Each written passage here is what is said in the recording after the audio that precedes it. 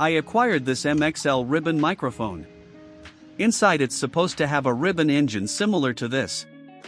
Turned out, it was completely missing. Can I buy one online? Turns out it's the price of a new mic. What's inside? How is it made? A magnet, an aluminum foil ribbon, a frame, and a transformer.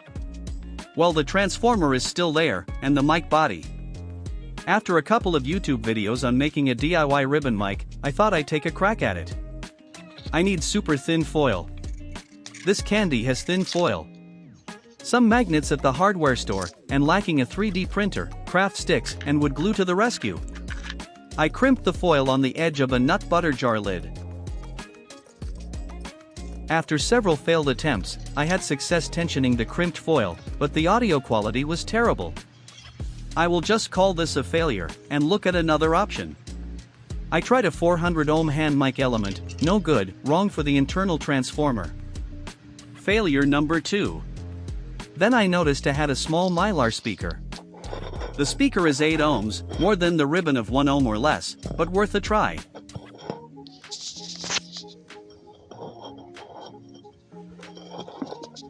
So this is the sound actually coming out of the amplifier using a speaker as a mic. Right now I've got the bass treble all the way down at 0 on both, and volume's only up at 2. This is actually usable.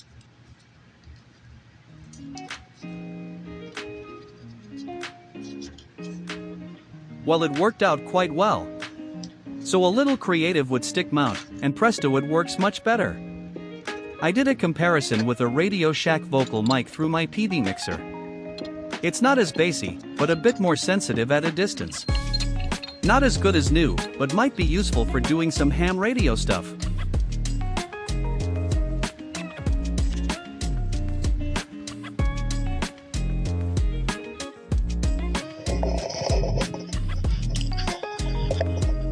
Okay, this is a test using the modified MXL mic that has the speaker element in place of the microphone element, and seems to be working reasonably well. This is, for comparison, a Radio Shack highball microphone, one of their higher end mics. Was purchased new some years ago and kept in the box, only been used a few times. This is both microphones at an arm's length distance, both facing me.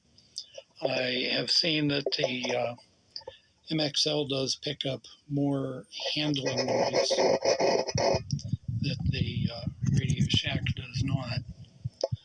However, the MXL will be a little bit more sensitive at a distance, so it might be useful for ham radio applications. And this is MXL mic close-up. This is Radio Shack mic close-up.